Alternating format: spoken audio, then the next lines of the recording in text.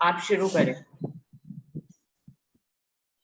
बोले श्री प्राणनाथ प्यारे की जय, सतगुरु महाराज की जय, धाम के धनी की जय, समस्त सुंदर साथ की जय। प्रणाम जी। दिले महबूब की महफिल में आना है बहुत मुश्किल, दिले महबूब की महफिल में आना है बहुत मुश्किल। जमाने यार जो दिल से, जमाने यार जो दिल से मिटा पाना बहुत मुश्किल। जमाने यार जो दिल से मिटा पाना बहुत मुश्किल, दिले महबूब की महफिल में आना है बहुत मुश्किल। हकीकत में अगर उनसे मिलने की तमन्ना है, हकीकत में अगर उनसे मिलने की तमन्ना है, तरीके हैं अजब इसके, तरीके हैं अजब इसके समझ पाना बहुत मुश्किल, तरीके हैं अजब इसके समझ पाना बहुत मुश्किल। दिले महबूब की महफिल में आना है बहुत मुश्किल। आशिकी करने वालों की बड़ी दुश्वार है राहें, आशिकी करने वालों की बड़ी दुश्वार है राहें। गमे दिल को छुपा करके, गमे दिल को छुपा करके मुस्कुराना बहुत मुश्किल, गमे दिल को छुपा करके मुस्कुराना बहुत मुश्किल। दिले महबूब की महफिल में आना है बहुत मुश्किल। जमाने यार जो दिल से मिटा पाना बहुत मुश्किल। ये सर झुक जाए सजदे में फकत इतनी तमन्ना है, ये सर झुक जाए सजदे में फकत ये ही नहीं काफी। फना होकर हथेली पर, फना होकर हथेली पर ये सर रखना बहुत मुश्किल। फना होकर हथेली पर ये सर रखना बहुत मुश्किल। दिले महबूब की महफिल में आना है बहुत मुश्किल। जमाने यार जो दिल से मिटा पाना बहुत मुश्किल। गमे तन्हाई में भी अर्श की रौनक नजर आए, गमे तन्हाई में भी अर्श की रौनक नजर आए।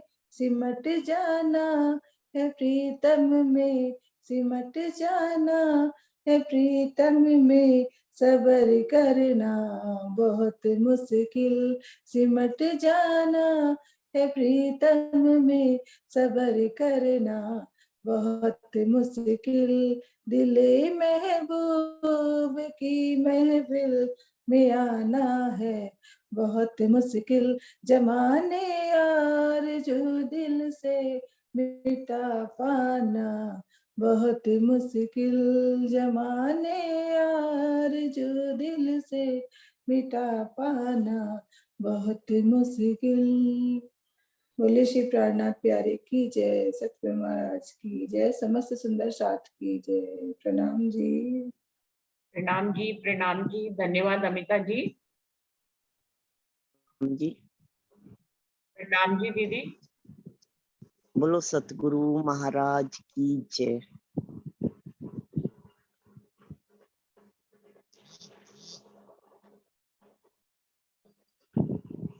हम महाराज जी की जीवन के उस पड़ाव को जान रहे हैं, बीतक के उस मोड़ पर हैं जब महाराज जी जूड़ छोड़कर शेरपुर के आगे, गांव के आगे जंगल नुमा स्थान पर आसन बिछा के सतगुरु नाम से अपना आसन लगा लिया था। तो जहां सत, वहां तीर्थ स्थान बनना तो कुदरती बात है। जहां जहां सतगुरु के चरण, वहां वहां ही एक तीर्थ स्थान, एक धर्म स्थली बनना कुदरती ही था।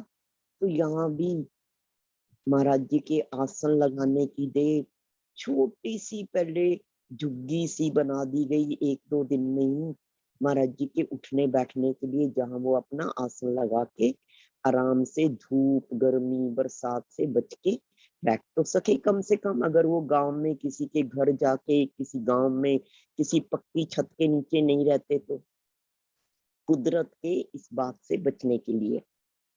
तो महाराज जी अपनी बात को दर्शा रहे हैं कि कैसे आसन लगाने की देर, झुग्गी बनने की देर, सुंदर साथ का तो जमावड़ा फिर शुरू हो गया। यहाँ तो जूड़ से ज्यादा भीड़ होगी। अब जूड़ से ज्यादा भीड़, फिर यहाँ 2-4 दिनों के अंदर अंदर ही फिर 5 गांवों के लोग आना शुरू हो गए। बताओ, अब ये कुछ देर पहले का तो प्रसंग है जब जड़ोदा में महाराज जी के बरखिलाफत में 5 गांवों की पंचायत बिठाई गई। 5 गांवों की पंचायत महाराज जी के उस पे। और अब देखो उन्हीं गांवों के लोग, और उसमें भी अब रसूखदार, दमदार, ऊंचे ओहदे के राजपूत जाति तक के और आने जाने शुरू हो गए, उठने बैठने शुरू हो गए, उनका महाराज जी से लगाव बढ़ना शुरू हो गया। तो ऐसा क्या था, ऐसा क्या था महाराज जी में कि भाई जिसके लिए तो तुम पंचायतें बिठाओ, उन पे कोर्ट कचहरियां करना चाहो, उन पे इल्जाम लगाओ, लांछन लगाओ, और उसी के चरणों में आके बैठो। ये आने वाले सुंदर साथ का भी परिचय दिया महाराज जी ने कि कैसे आने वाले लोगों में अलग अलग वृत्ति के थे, लेकिन बात ये है, आ तो रहे थे। जो जमावड़ा जूड़ का स्थान तो पुजारी जी को लगता था कि उनका ही वर्चस्व है जी, वहां तो शिव पिंडी है, और ये सारे हुड़दंग करने वाले और ये सारे गलत आचरण वाले हैं जो उठते बैठते हैं महाराज जी के पास। लेकिन महाराज जी ने एक सुनसान वीरान, जहां अस्थि पिंजर बिखरे हुए, एकदम बीठों के अंबार लगे हुए अपने सतगुरु महाराज का आसन जब ऐसे स्थान पर भी लगा लिया, वहां भी आश्रम के नाम पर विस्तार होने लगा। तो ये आगे का प्रसंग यहाँ से है कि कहते हैं ना, अभी ये बहन भी कह रही थी कि फना होकर सर हथेली पर रख कर दिखाया। तो ये तो एकदम ही इस पे फिट ही बैठता है कि महाराज जी ने देखो, जब किसी का चरित्र हनन हो जाए है, एक इंसान का परिचय समाज में, हम कहते हैं ना बड़ा इज्जतदार है, दुनियावी बात कर रही कि किसी भी खानदान के, किसी भी व्यक्ति के बारे में दुनिया के तौर पे हम क्या कहते हैं, अगर इज्जत ही नहीं तो भाई उसका समाज बिरादरी में रहना कैसा हो, ये उस जमाने के गांव के लोग और हम सब क्या जाने हैं। तो यहाँ पे तो महाराज जी ने फना होकर दिखाया। लोगों ने महाराज जी को सत्संग की एवज में, कहते गुरु दक्षिणा में क्या दिया, जो कोई एक वचन भी सत्संग का सुना दे, हम उसके प्रति भी कृतज्ञ हो जाते हैं। और यहाँ तो महाराज जी ने दिन रात खुद को लुटा दिया, जितनी कसनी थी महाराज जी की, और इस कसनी के एवज में महाराज जी की जितनी कमाई थी जितना वो अतुलनीय धन एकत्रित हुआ था, सारा का सारा दिन रात क्या लुटा नहीं रहे थे। कोई सामने लेखनी रखते तो नहीं बोल रहे थे कि दूसरे की कमाई पे खुद बैठ के ये अपना वर्चस्व जमा रहे हैं और खुद अपनी मान बढ़ाई कर रहे हैं। क्या कमाई थी महाराज जी के सामने? कौन सी लेखनी थी? महाराज जी की खुद की अपनी कमाई थी जो लुटा रहे थे। किसी की कमाई के बलबूते नहीं अपना कोई वो महाराज जी यहाँ पे जूड़ में अपना सतगुरु महाराज के नाम का आसन लगा के बैठे थे और फना होके दिखाया। लेकिन कहते हैं ना, बानी में भी कहते हैं, इस जहर जमी से कोई ना निकसिया। बानी में तो कहा कोई ना निकसिया। भाई हमारे सामने तो ऐसा है जिसने इस जहर जमी से निकस के दिखाया है। कोई भी जिसका इतना चरित्र हरण हो और वही लोग उठ उठ के उसी गांव के उनके पास आ रहे, फिर भी उतने आदर प्यार मान सम्मान से जो भी आ रहा है, आओ जी। महाराज जी के पास क्या था? आओ जी बैठो जी, आओ जी बैठो जी। और जो वो प्याले रस के पिला रहे थे, भर भर के पियो जी। कोई भेदभाव किया क्या? कोई ऊंच नीच देखी क्या है? कोई ये कहा क्या, तूने ये कहा, उसने ये कहा, मेरे बारे में ये कहा? एक भी शब्द कहीं। और जो लास्ट लाइन कल हमने पढ़ी उसमें क्या कह रहे? अपने साथ हुआ जो कुछ व्यवहार जड़ोदे वालों का हमने बुरा ना चाहा आपका अपने कभी ख्यालों से। कभी क्या किसी का बुरा चाहा? सत्य क्या कभी किसी का बुरा चाहेगा? सत्य के पास क्या बुराई है? दुनिया के पास जो है दुनिया ने दिया। ये हमारे पल्ले तो भाई ये है, हमारे हृदय में तो ये है, तो यही हमारी जुबान पे है अब। पर सत्य और असत्य की पहचान नहीं हो रही क्या? जो सत्य के पास था उसने लुटाया दोनों हाथों से, और जो दुनिया के पास था उसने दी। अब हमारे सामने सत्य भी है और मन भी है। मन ने अपनी चाल चली, मन का रूप भी हमारे सामने, और सत्य ने अपना आचरण अपनी रहनी दर्शाई। और मन की चाल और सत्य की चाल दोनों हमारे सामने है। और सत्य निडर, निर्भय, निशंक, अकेला। सत्य को कभी भीड़ नहीं चाहिए। झूठ को, असत्य को, मन को भीड़ की वो होती है दरकार, कि वो भीड़ के बिना सत्य चल नहीं सकता। सत्य के अपने पाँव नहीं है, वो भीड़ के बलबूते आगे बढ़े। भीड़ निकाल दो असत्य के पास से, आसपास से, फिर देखो है क्या असत्य में दम, झूठ में है क्या दम। जो कुछ भी झूठ करेगा भीड़ के दम पे, ये सब भेड़ों के दम पे है। भेड़े ही नहीं तो कहाँ का गडरिया, ऐसे समझ लो। गडरिए तो हैं भाई, पीछे भेड़े हैं, भेड़े निकाल दो फिर कहाँ का गडरिया। तो यहाँ महाराज जी का, हम महाराज जी की पहचान कर रहे हैं ना। इस ये बीतक हमें सत्य और असत्य में दृष्टा बनाए। अगर हम इस बीतक को दृष्टा बन के पढ़े तो हमें सत्य और असत्य की पहचान नहीं हो रही क्या? सत्य की चाल कैसी हो और असत्य की चाल, ये शब्द हमने बानी में पढ़े हुए हैं। रहनी, करनी, कथनी, चाल, चलन, ये जो जितनी भी ये चाल चलन और कथनी और आचरण और रहनी कैसी हो, करनी कैसी हो, यहाँ तो साक्षात दरस रही ना। तो महाराज जी ने इस जहर जमी दुनिया में, किसी में इतना समर्थ नहीं है। ये जो हमारी दुनिया में माया में उतरने के बाद ये जो हमारा तन रूपी और मन रूपी जहर जमी है ना, इससे कोई उबर के दिखा दे। सबके साथ जीवन में कुछ ना कुछ हो, सबकी बीतक में जीवन में कुछ ना कुछ ऐसा तो घटित हो ही, पर वो इस जहर से ऊपर ना उठ पाए।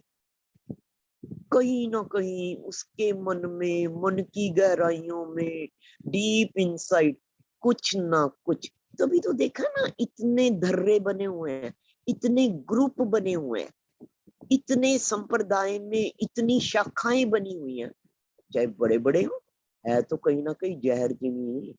बाहर से तो कह देंगे सुख शीतल करूं संसार।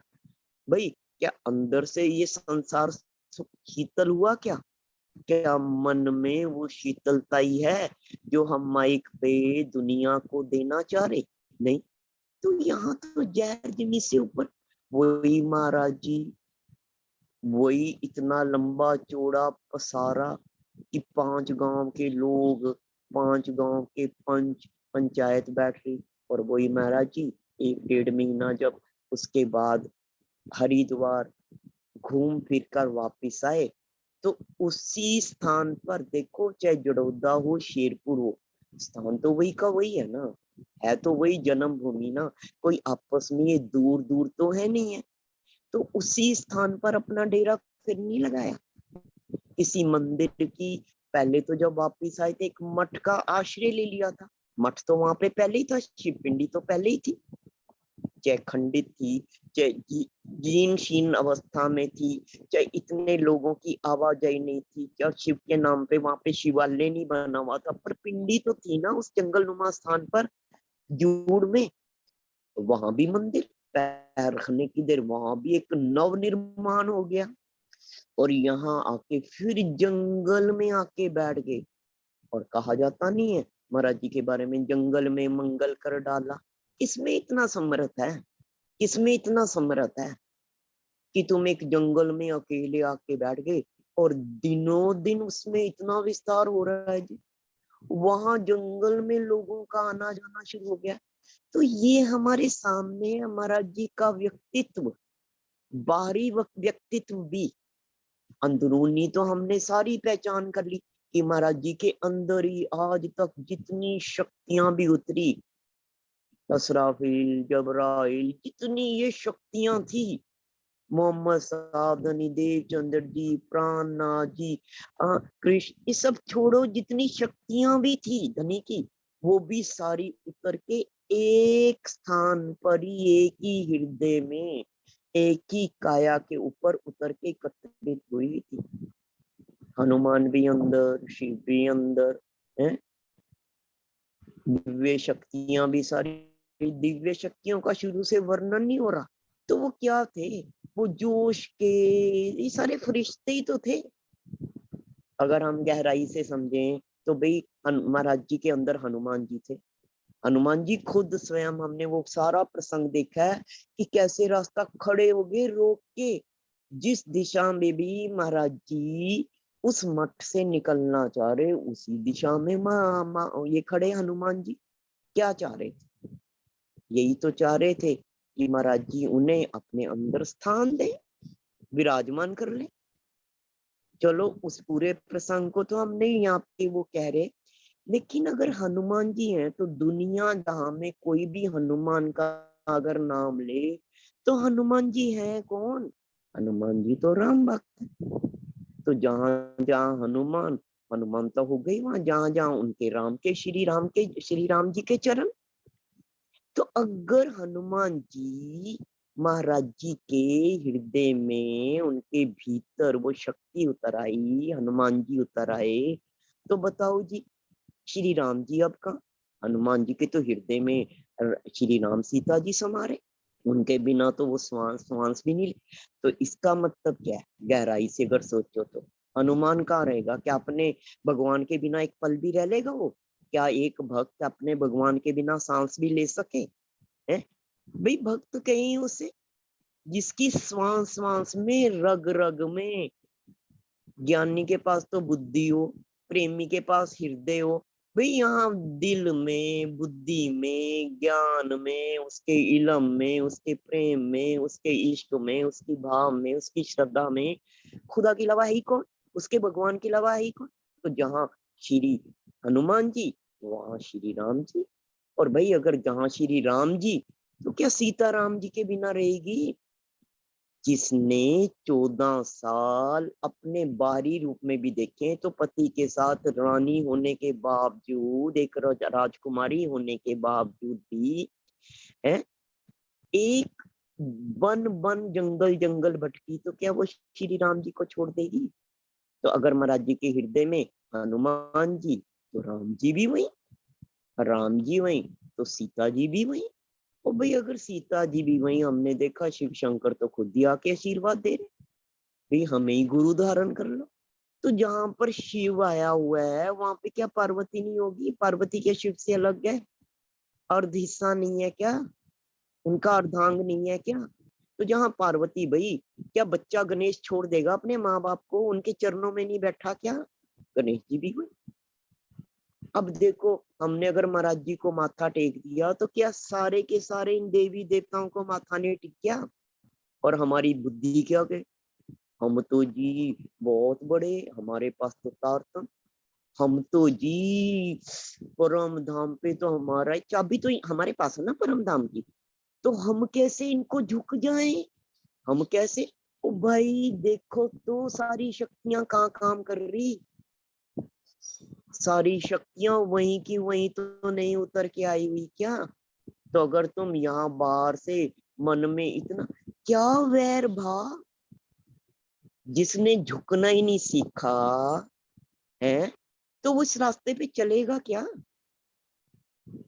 भाई जो भी है, जैसा भी है, परमात्मा ने उसे जो भी इस दुनिया के कार्य कारण में अगर उसे जैसे भी हुक्म मिला, चल तो हुक्म के अनुसार ही।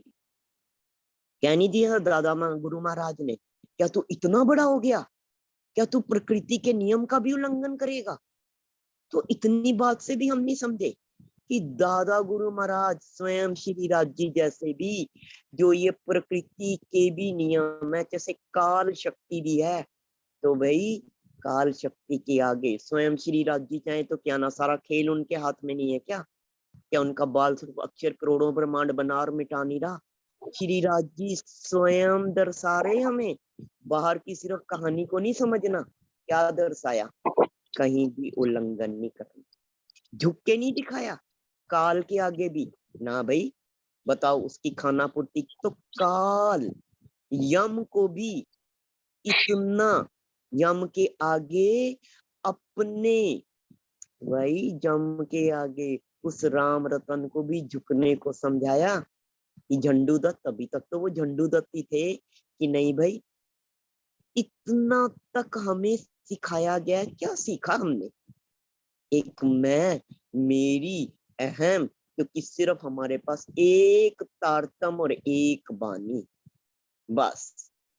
तारतम और बानी ने, इस तारतम और बानी ने जो जो हृदय में काम करना था, कहते दवाई ने जो असर करना था, रिएक्शन नहीं हो जाता दवाई का कई बार, यहाँ रिएक्शन हुआ पड़ा, तभी तो प्राणनाथ जी को समाधिष्ट होना पड़ा।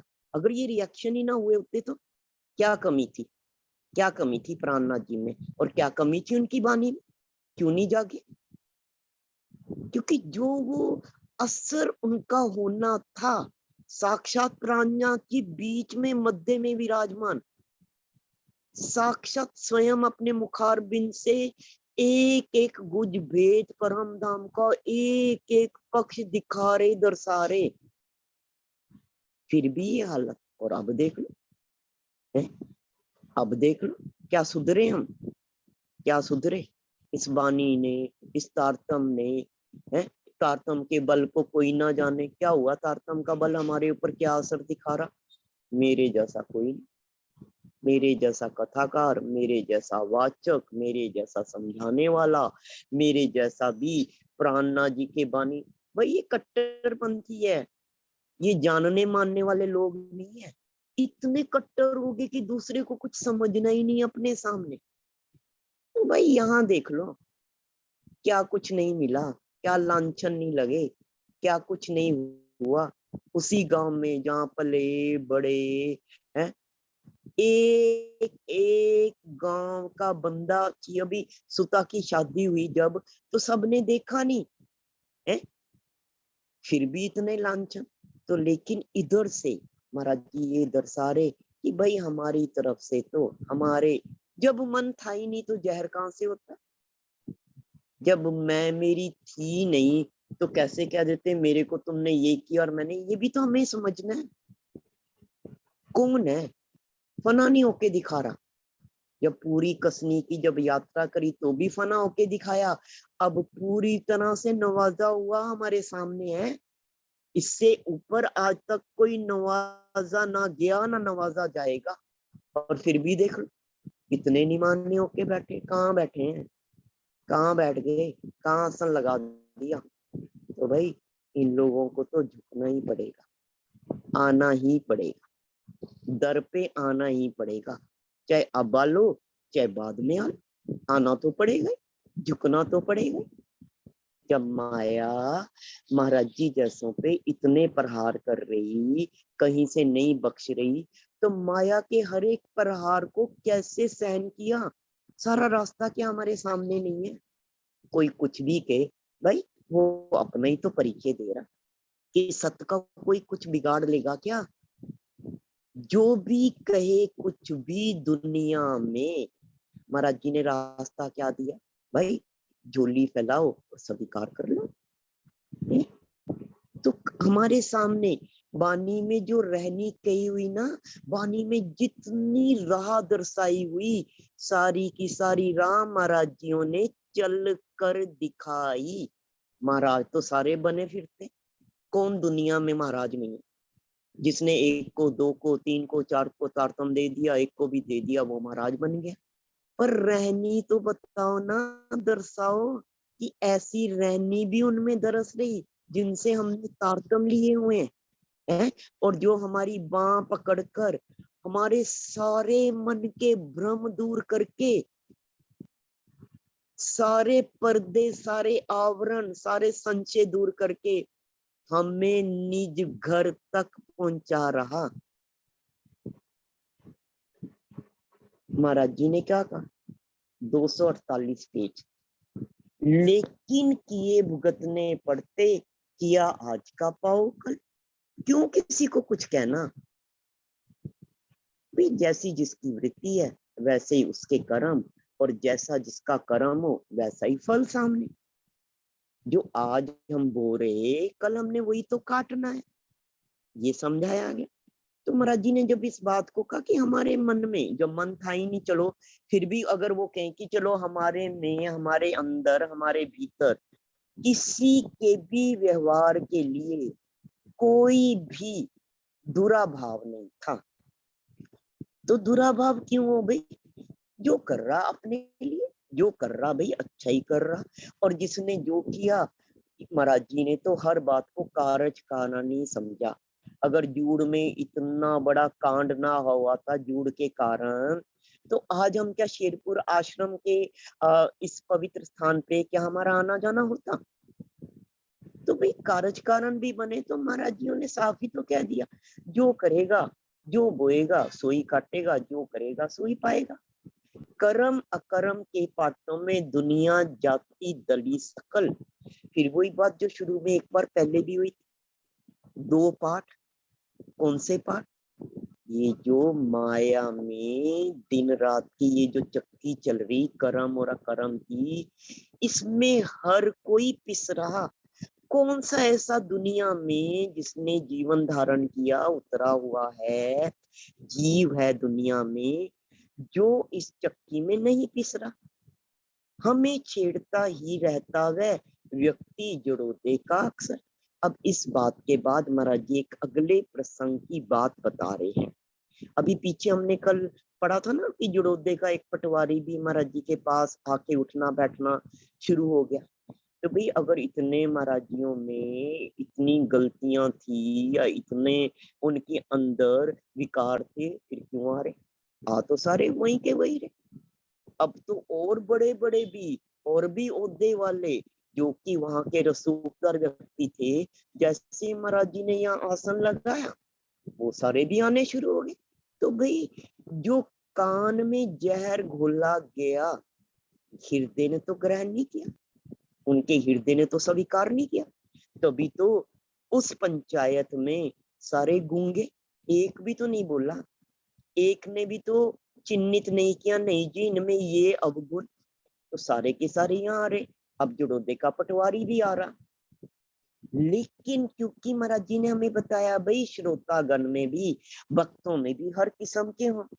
अब भक्तों में अधिकतर ऐसे लोग हों कि भाई मानते तो हैं, मान तो लेंगे, पर देखो भी बिना चमत्कार के अगर हम कुछ देख लें, कुछ चमत्कार देख लें, तो हमारी ना जो बुद्धि है इसे मानना बड़ा सरल हो जाए कि हम जहां मान रहे हैं हम सही राह पे।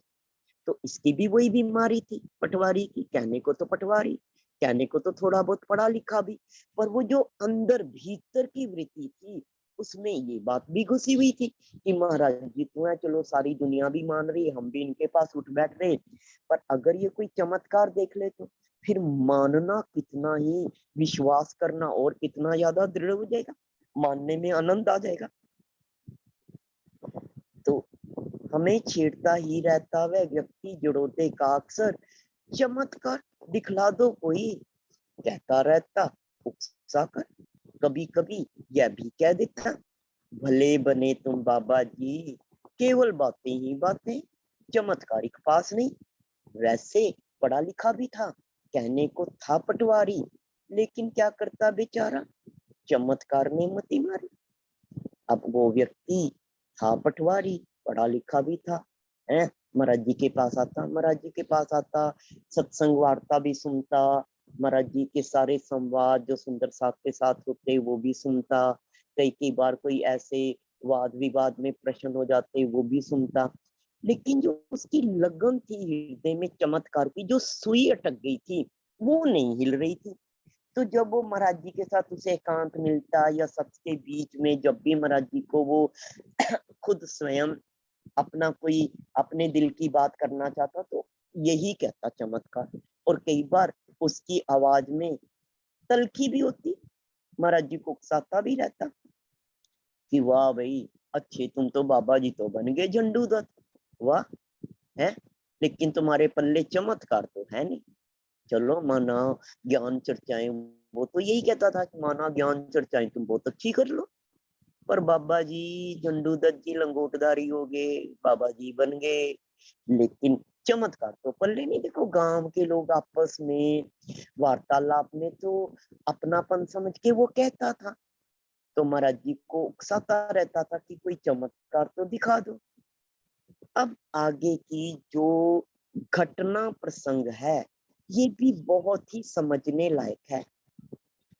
शेरपुर आश्रम जो अब है इसके पास ही रास्ते में पहले पांडा झील है, तो महाराज जी कह रहे पांडा झील निकट है अपने, जल पक्षी रहते बेअंत, सोचा करते देख शिकारी, है शिकार का इसमें तंत, लेकिन देखता ना था खेलने वहां किसी को कोई शिकार, इसलिए चिड़ियों की इसमें रहती थी एकदम भरमार।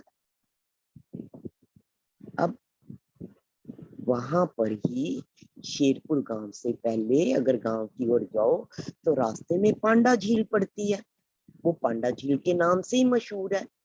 तो इस झील में बेअंत वहां पे पानी के कारण कमल खिले होते थे, और मुर्गाबियां जो ये जल पक्षी होते हैं, बेअंत जल पक्षियों का बसेरा था उस झील में। और देखो भी सारी दुनिया के लोग तो एक ही विचारों के नहीं होते हैं कि पक्षियों का भी संरक्षण होना चाहिए, ये भी जीव हैं, इनको भी खाने पीने उड़ने खुले विचरण का हक है। तो जो शिकारी विचार के थे, जो शिकारी लोग थे, जो शिकार करने के भाव वाले थे, वो इस झील में पक्षियों का, क्योंकि बेअंत मामला था, बेशुमार पक्षी थे, ऐसा वो हरा भरा जल के कारण और वो क्या कहते हैं खिले कमलों के कारण इतना वो स्थान था कि पक्षी खींचे चले आते थे, और वहां पे पक्षियों का बसेरा था। तो शिकारी लोग तो उनके लिए तो शिकार का बहुत अच्छा ये स्थली थी, शिकार भी करना चाहते थे।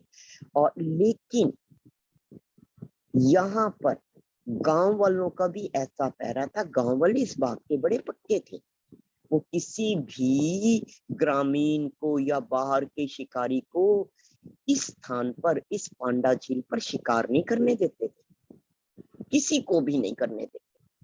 अगर उनकी निगाह से परे किसी ने कर लिया वो बात तो नहीं है, मतलब उनकी निगरानी में या उनकी जानकारी में किसी में इतना बल नहीं था कि सब गांव वालों के होते हुए या कुछ गांव वालों के होते हुए वहां कोई भी एक भी जल पक्षी का शिकार कर सके। लेकिन अब देखो, एक रोज कुछ फौजी अफसर आ शिकार खेले उसमें। लोगों ने आवाज सुनी, बंदूक लगी जिसदम फुटने, इधर उधर से एकत्रित हो गए गांव में आके। अंग्रेजों को देख पास आए मेरे घबरा के, बोले सब आकर के हमसे, महाराज जी अब बतलाओ क्या युक्ति हम करें रोकने की, इनको अब समझाओ। नहीं पूछने वाला कोई, ढले एक ही सांचे में। अब क्योंकि वहां पे इतने ज्यादा पक्षियों का जमावड़ा था, और वो जमाना जब अभी भारत अभी आजाद नहीं हुआ था, ये सन 47 से पहले की बातें हैं, जब भारत अंग्रेजों की गुलामी में था। सत्ता तो उनके हाथ में थी, हम तो एक गुलाम देश की तरह थे, तब भारत आजाद नहीं था। तो जो अंग्रेज अफसर थे और जो फौजी अफसर थे, वो वहां पे, वो तो शिकारी लोग थे, उनके लिए तो मांस मच्छी खाना कोई बड़ी बात नहीं थी। हम लोग तो, यहाँ के लोग तो शाकाहारी, परमात्मा के बनाए हर जीव का भाव करने वाले, उन लोगों के लिए तो ये खेल था। शिकार तो उनकी एक, जिसे कहते हैं ना, हॉबी। तो उन्होंने जब ये वाले झील पे उनकी निगाह पड़ी, इधर के इलाके में जब वो फौजी अंग्रेज अफसर आए हुए थे, तो उनको इन्होंने शिकार शुरू कर दिया करना। अब शिकार किया तो बंदूक से ही जाएगा। अब आसपास, पांडा झील के आसपास सारे खेत ही हैं, गांव के लोग, गांव भी आसपास हैं, शेरपुर गांव भी पास ही है, जड़ोदा भी पास ही है। और जब यहाँ पे शिकार होने लगा तो बंदूकें चली तो गोली की आवाज सुन के जो भी लोग बाग थे वो इकट्ठे हो गए।